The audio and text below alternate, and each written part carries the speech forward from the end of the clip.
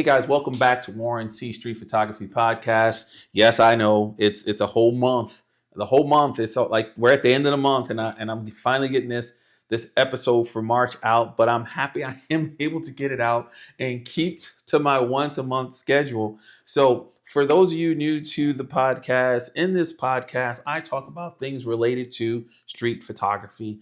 I tend to go over a number of topics concerning street photography, starting with what is trending. And I look at what I see as trending, what I think should be trending, and I talk about the good and what I feel the bad of that trend and so forth to get you thinking about what you may feel about that trend. And if you feel it's something that you might even want to get involved with, or you just like, yeah, I agree, I'm going to leave that alone.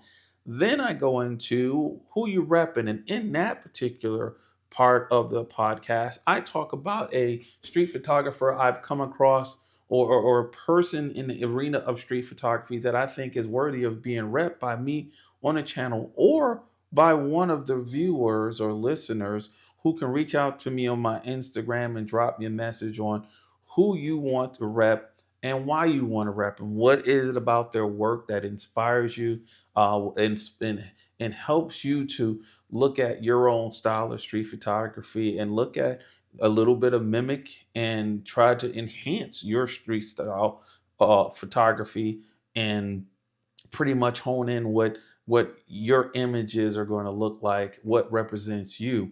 And I give as much as I can about that artist so that folks can find out more about that artist as well. And then we move on to the next topic, which is the gear topic. And in the gear topic, I talk about gear in and around street photography as well. Those things from whether not just the gear itself we use, but even philosophies about the type of gear we tend to use for street photography and the gear that we tend not to think about that you subconsciously use for street photography. And again, I talk about what I think is great about it, the topic at hand, and what I think might not be too great about it to get you guys again thinking a little outside the box when it comes to gear as it relates to street photography. Now, every blue moon, I may go in and talk about something that's slightly outside the realm of street photography, but it is still in the umbrella, if you will, circle of influence, if you will, for street photography. And the last is the Q&A topic that I go over, a question that I will generally ask of the community, of the viewers and listeners in and around street photography to get you kind of thinking out the box. And just like with the other topics, except for the who you're repping, I will give you, of course, my views on it, whether I think it's a good thing or a bad thing, to kind of get you as well engaged in thinking about street photography as it relates to the question that I asked.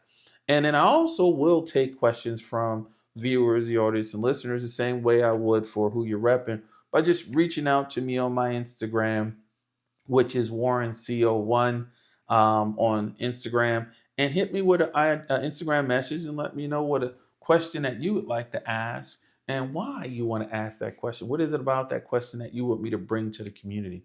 So with that, I'm going to go ahead and get started on the trend. So as I look at my notes and it's been a wonderful past couple of months in the arena of premium point and shoots. So you guys, if those of you out there who follow my actual YouTube channel, which the video of this will be on, you know that I've had a number of videos about the premium point and shoot, the good, the bad, why I like them, and unfortunately to this point, I've started collecting them. I may need to change my YouTube channel to the premium point and shooter. And I gotta be honest to say I am pretty stoked that Fuji did or is coming out with a premium point and shoot on the GFX side with that beautiful sensor. Now I was of course looking for a 50 megapixel sensor, which I think would have been perfect. Would have lowered the cost a little bit for those who's concerned about the cost. But I am pretty excited about what they did, and yes, I have put in a pre-order, so I'll be selling a lung or two. Well, I guess a lung to make sure I can be able to take care of that bill when it's due. But I am pretty excited about it. I'm pretty excited about the specs. Looking at a lot of what I'm seeing on the premium point and shoots, whether it's the original X100 series, especially with the 40 megapixel X100 VI, to the Leica Q series, to, of course, now the GFX, even the 10-year-old Sony RX1R that I had a chance to play with for a week, thanks to my wife. They all have one thing in common that I kind of like is that use of a high megapixel sensor, the compactness of the camera, and the fixed lens that they're trying to utilize with it.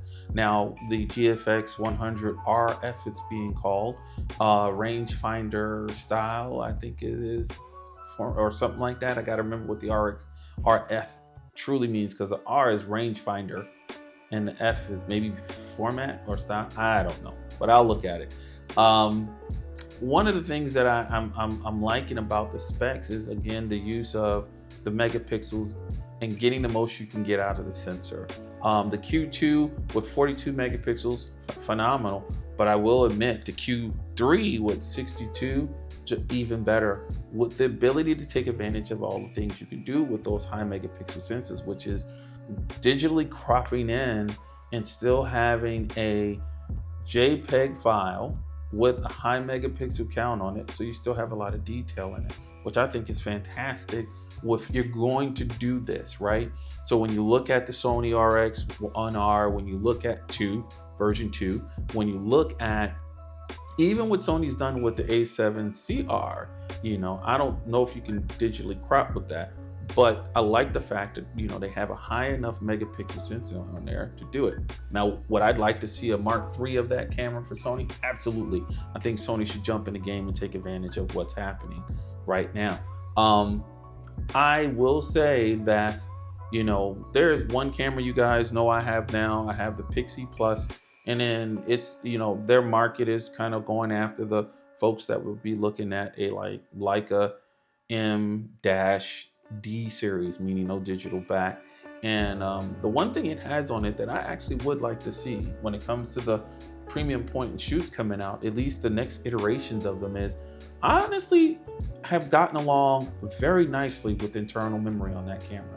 And I do know that when you think of Leica and what they've done with the M11, M10, I believe, putting in internal memory in those cameras is I think that's the way to go. Leica, of course, isn't the only one that does it or has done it. I think the Ricoh GR has some internal memory in it.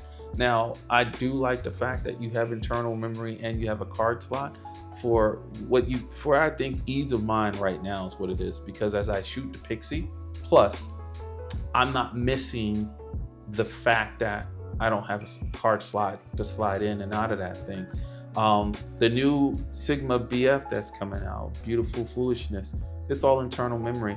And I think a lot of folks, as they get into using that camera, they'll realize that only having internal memory is not a bad thing, because of how far I think we've gotten with the tech when it comes to the sturdiness of the equipment and so forth. So, knock on wood, of course, we'll see how things go with these cameras as they get some time on them and use on them, how that internal memory will hold up and how folks will have to deal with sending them back in to get repaired, the time it takes. But I can tell you right now, anybody with a Leica that's had to send a Leica in, you understand long time to repair. So, and you're not sending the Leica in because of the internal memory and say the M11 has issues. There's other things, and you have a long time to repair. So when it comes to that, I think the IBIS thing is a big question on people's hands. And for a person like me who shoots film, and I shoot medium format film on cameras with no IBIS, and I think I get high quality images on those negatives. I think it really comes down to personal use. When I look at the GFX coming out, it's all about how you plan to use that camera, and you will work with that limitation. As far as the f4 lens people are also upset about, you will work around that limitation. Again, I shoot film, and most medium format film cameras that, film cameras, they have some fast lenses, but the majority of the lenses that people get on with and get great images with go as fast as f4. You may have some f3.5s out there, but f4. And you work with those limitations depending on the exposure you're having to deal with, whether it's low light or whether it's high, bright, harsh light. So again, I think it's a great that to me that this camera has some features in it that I was looking forward to, but at the same time, I like it when cameras have features in them. A lot of these point and shoots that I didn't know they had or were going to have that adds to the experience. So I'm looking forward to what Fuji's aspect ratio dial is going to be like, and I'm looking forward to how it works and feels and functions. But I can tell you right now, I recently went to my local camera store where I pre-ordered from, Camera Mall, and they had Fuji there with the GFX 100 RF in hand, and I was blown away how small this camera was from a person who had the GFX 50R, from a person who currently has the GFX 100 II, which I thought was the smallest I thought I'd see a GFX camera go, and it's pretty small, especially when you don't put the viewfinder on it. That camera literally was just a slightly blown up, or in some cases, a blown up version of an X100 series camera.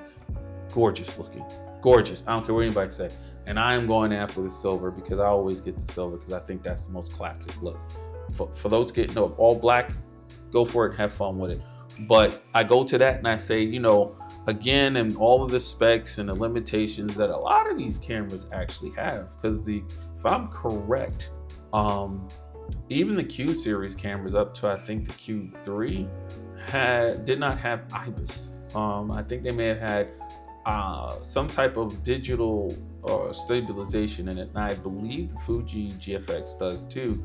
But you had to get used to the limitations and work around it. So you have to say, well, Warren, if you're going to ask me who you think or who I think the GFX 100 RF is for, I'll say the same to you about all of the premium point and shoots. They're for that one person who can get the most bang out of that camera to be able to use it all the time, everywhere they go. That's the person who doesn't quite care to use their cell phone to take images. They want something that's going to give them a higher megapixel, sharper quality image. That's one. That's part of me. I like my iPhone, and it takes great pictures, but I don't really take pictures with my iPhone. I'd rather use a camera to do that with. I'd rather use a camera that's going to allow me to crop. I've said this many a times. I've said this about even being able to shoot, 6.2 gate or whatever out of this XH2S, or, the reason you shoot 8K, 4K, and all of 6K on these cameras for video is because it gives you the ability to crop and not lose detail. You give me a point and shoot that can do that, it's in my bag more. It's with me more. You give me one with really great glass on it. And a great glass, guys, doesn't mean fast glass. Great glass means it's going to provide a sharp, detailed image. When I am wide open, it's going to obliterate the background after the subject, but in a very nice way. It's not just going to be a sharp, super contrast from in focus to out of focus. It'll be hopefully a nice, smooth transition. It's going to make that person or subject pop out, right?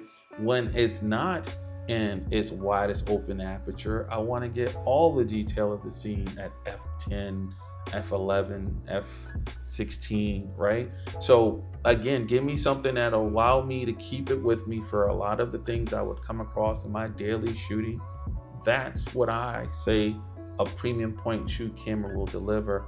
On top of that, quality of build, so that I know it's going to be around for a long time, and ability to last the ages with that quality of build, right? Then other features that are features that I know I would want to have, and then features I know I didn't think about, like the aspect ratio on the GFX 100 RF. I'm looking forward to that. When it comes to the Q line, again, the build quality is there, the image quality is there, the lens is definitely there, and other features about those cameras make them want to be the one that you put in your bag and walk out with. So that's who those cameras are for. Those folks that are looking, and they're going to pay the price for it because they know once they pay that price, they're done. They're done. I don't got to get another lens. I ain't got to worry about upgrading the body. This is it. Having the macro feature on the Q line is phenomenal. I thought that was a nice little thing to have when you're shooting and you just want to put that, you take advantage of the quality of the lens and take advantage of the megapixels of the sensor and put it in the macro setting, and be able to get even more close-up, sharper images magnified up. I love that feature of the Q series, And then when it came to the RX, it was so small. It was so small with a beautiful quality lens on it, and it was high megapixel. That camera fit in my pocket. It's just like the 100. It fit in my pocket. The X100 fits in my pocket. Where I love the X100, especially now with the 40 megapixel sensor, is I still get the use of something that the other cameras don't have right now, is those beautiful conversion lenses, the tele and the wide, along with the other features that the X100 gave me. It was one of the first ones to come out with the flip up screen that really took it to a whole nother level.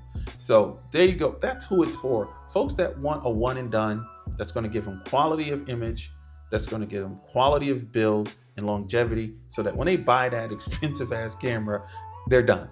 So, and there you go. That's why I believe you can't really be too upset about the prices, because what you're getting for what you're going to get is you're not buying anything anymore. You're done. And you're looking at a lot of tech thrown in a very small camera that's going to do that, especially when it comes to, those add-on features you don't think about. Like with the 100 series cameras, you got a built-in ND filter. You have features in this camera that are not in H2S that I'm filming this video piece on for this podcast episode, right?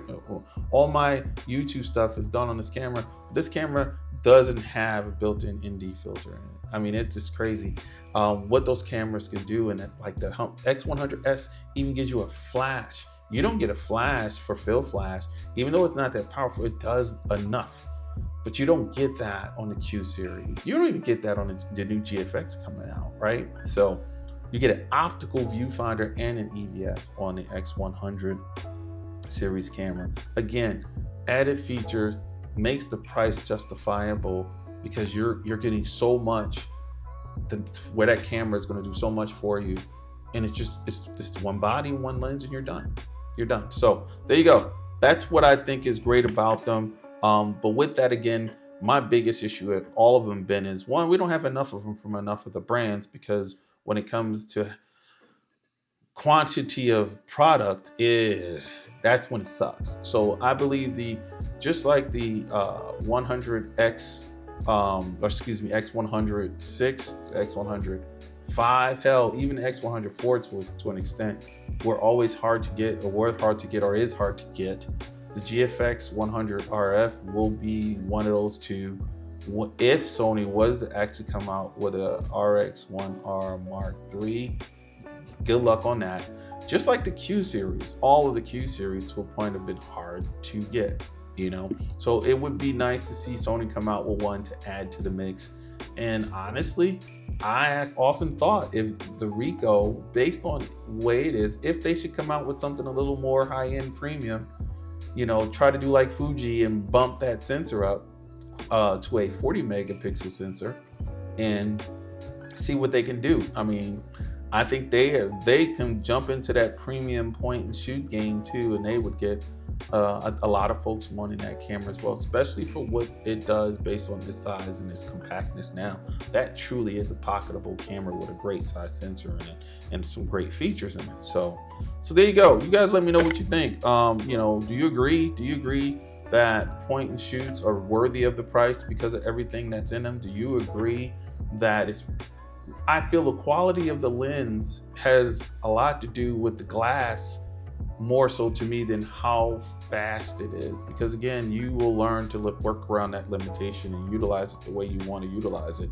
But that being said, features aside, I love what I've seen happen over the past half year with the increase of premium point and shoots, because I think they are well worth their weight in gold for what they can do for you. And I think in a lot of cases, the prices are justifiable for what the companies bring out. But again, you guys let me know in the comments. So now we're going to go ahead and get into who you repping. And this episode, we are going to be repping artist that's currently in Tokyo, Japan. Now, he is not from Tokyo, Japan. He's from other areas and he made his way into Tokyo and is currently into Tokyo doing his photography work and so forth. But Lukasz, and I hope I'm pronouncing that right, Lukasz, it's Lukasz, Lukasz Palka. He was born in Portland. I'm reading this here, make sure I got it right. He was born in Poland, raised in the US, and is currently residing in Japan since 2008. He was an urban photographer interested in all aspects of Tokyo metropolis, its people, its infrastructure, and the endless stories that unfold in the streets. And the book that he has out, and this guy is very busy too, I ain't gonna lie. He's got everything from workshops and so forth. He's got an active Instagram page. He's got an active website where he has works on there that he's done, as well as workshop information and things like that. He has a YouTube channel, and I want to make sure I get the YouTube channel right. I Explore. Now, some of you may know that he does a walk around in Tokyo, and he will try out different lenses on his cameras and so forth, and do street photography. He has I think a collaboration, I might be wrong with that, with a number of local photographers possibly, where his group, I Explore, has placed a map of locations that you can go to and get the most out of your street photography adventures when you visit Tokyo, which I think is fantastic. I saw that episode that he had where he spoke on that, and I thought, wow, that's crazy. What if folks did that for like all the major cities around the world? I think that would be cool. I know as a street photographer, the adventure itself is part of it, but it's also nice to know where you want to go and get what you can get some nice shots based on your type of street photography that you're doing, what you're going after. So the book that Mr. Polka has, that I saw in a shop one time, didn't get it because I really didn't quite look at it to see what it was about, and then saw it online as I bought a number of books to add to my collection. And I think you guys will like this, for those of you building your collection up like me. But the book is called Tokyo Unseen. And just like he states in his statement about himself, Polka is capturing everything, the endless stories as they unfold in Tokyo in this book. This book I think it hits, and here's a wonderful picture to bring up of a person serving food. It looks like an egg dish in a restaurant that he's getting ready to serve to customers. This book, and it's everywhere. This book shows everything when it comes to street photography, from low light to unobtrusive to obtrusive. It shows everything from what I think geometric shapes as well. Some of his images, I think, can even come up as fine art photography. He's utilizing modern day street photography, showing things to let you know where you're at. Signs like this one right here, of the anime there and that'll give you a clue of the time frame, the train. But yet in that picture, you have the person in the traditional dress going to work, I would assume, and young folks, to even a blend of traditional and modern in the dress and style of people as they walk past windows or meet up with each other in Tokyo. This book has images depicting life in Tokyo, and he does a great job in doing so, and also going after the different styles of street photography to represent that imagery. I like this one for the picture within the picture, using framing to illustrate this image of a person that's eating in a restaurant. And I honestly it threw me back. I will have to say, it threw me back a second. I had to go through this book a few times. He uses everything from color. I could say color is his big thing. There are very few black and whites in here, but he loves to take advantage of going out at night, it looks like. So he can get a lot of that vibrant color from the lights and from the, as you know, in Tokyo, there's a lot of advertising everywhere. There are a lot of lights everywhere, fluorescent lighting, so forth, you know, for people living their lives. But he's out at night to capture that, mostly from what I could tell in the book. And as I flip through it again, and it's nothing but pictures. He doesn't play. He goes right at the pictures. He has plenty of them, depicting some great imagery, great colors. I will apologize right now, guys. I did not check to see what type of camera he's using for most of the images that he's trying to capture in here, and what type of lens. I'll let you guys do that yourselves so that you can discover for yourselves what he's doing. But like I do with every artist, I will talk about their shooting style, what I like about it, and what I can gain from it. And what I see about what I'm seeing in this book is he is literally going out and documenting. He's put himself in a situation in Tokyo where he has a lot of opportunity. It's just there. He doesn't have to work that hard to get it. He just has to be out there to capture it, which is fantastic. So it tells me, you know, if I want to get as much imagery as he's getting, and then be able to get it in the various styles of street photography that he's able to get it in, why not put myself in a situation where the subject is there? I just need to get there and capture it, and then capture it the way I want to illustrate the story, right? He definitely loves taking images of blurred and shadowy, and going after lights and shadows for sure. So he definitely knows how to set his camera up to capture that.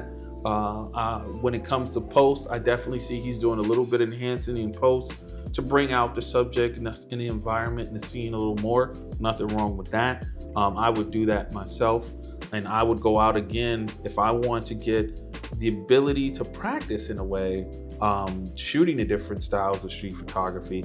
I would go out where I have the most opportunity, like he does in Tokyo, and I would hit it. For me, that would be hitting downtown Detroit, to do the same thing, and hitting it at different times of the day to see when I can have really the highest level of opportunity, to be able to capture the type of images that he has here. And more than likely would be using color to bring out a lot of that emotion that's going on as people are going about their daily lives in Tokyo. So there you go. I think this book is really great. I love the quality. It uses kind of a heavy cord for the cover and the back, and the paper is also a nice heavy stock of paper. And he will use, it looks like a semi-gloss to gloss. It looks like maybe a semi-gloss on the paper to help bring out the images. But I love the quality of the book. This book feel like it's going to be around for a while. It'll take a beating, and the images look like they're going to be there for a while too. So I mean, kudos to Mr. Palka for who he used to create this book and get this book out. It is a well-built book. And I do like how he did it, because it is going to show a little wear over time because of the rough edges and patina, right? That's weird to say about a book, but yeah. And when it comes to the price, though, I will say, guys, and I'm trying to find it on here. I can't remember what I paid for in this book, but it wasn't that bad. But I'd say check it out. Check it out. Look online. I believe I got this off Amazon, actually. So Tokyo Unseen by Lukasz Palka. And he is our artist that we're repping today. He is currently in Tokyo, Japan, and you can say he's a kind of a man from all different places, since he was born in Poland and raised in the U.S. So there we go. As we go on to the next topic, and I read my notes here, I always look at the gear section to make sure I'm talking about everything I think we as street photographers need to talk about when it comes to gear. So as you guys saw in the previous episodes, I've talked about even the proper clothing to wear. You know, what should you have in your bag and things like that. Well, this one, as I look at my notes, I want to talk about the hybrid shooter. A hybrid still shooter, hybrid video shooter, hybrid photographer. You know, what does that mean for gear for a street photographer, right? How does that, when you think of what I do, right, and what we do. Now, granted, I shoot video because I get content for my YouTube channel. So I am more of a hybrid shooter in the fact that I shoot stills and video.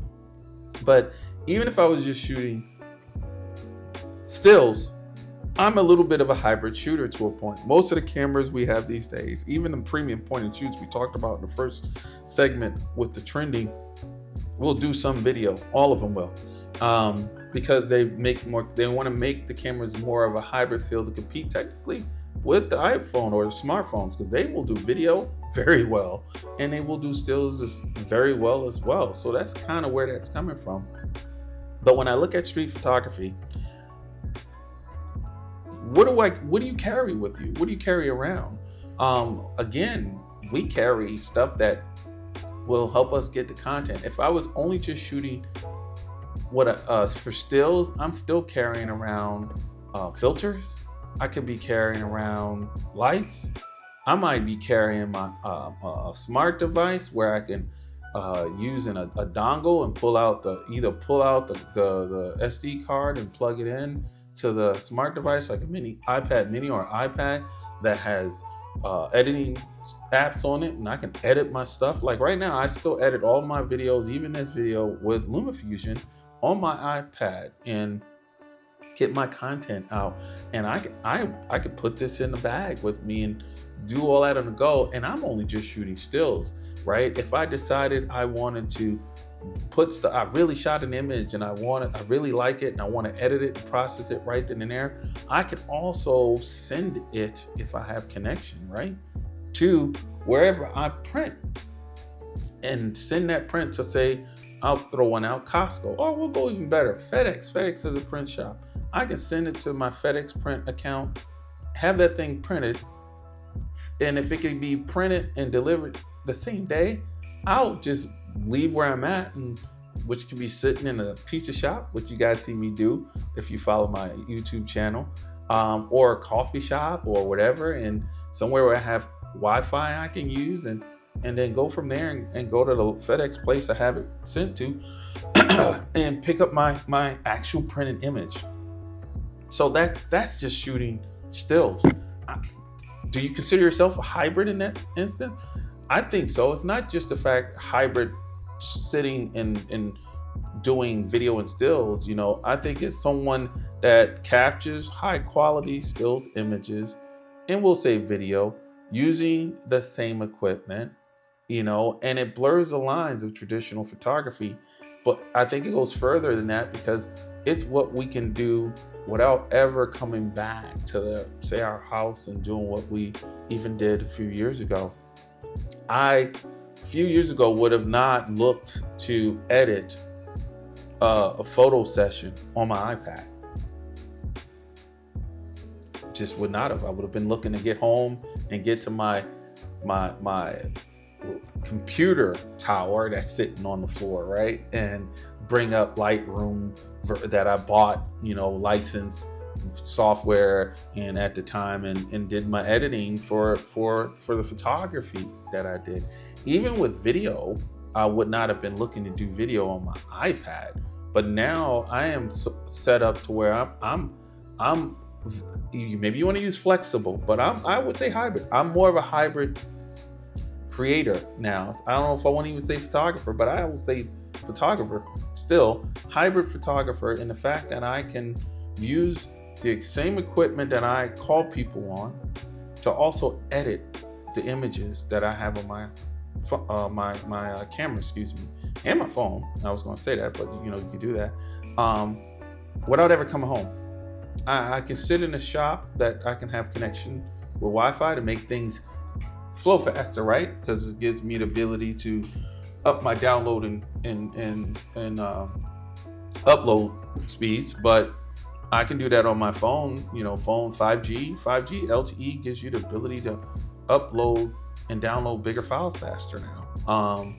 So yeah, I think we're no longer just in the sense of the word from the past, just a photographer. We're all hybrid photographers.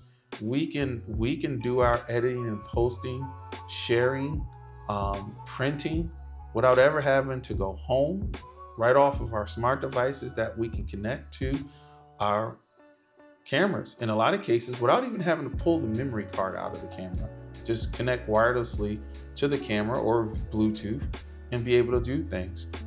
And it's not just with stills, it's with video as well, to a point, right? So yeah,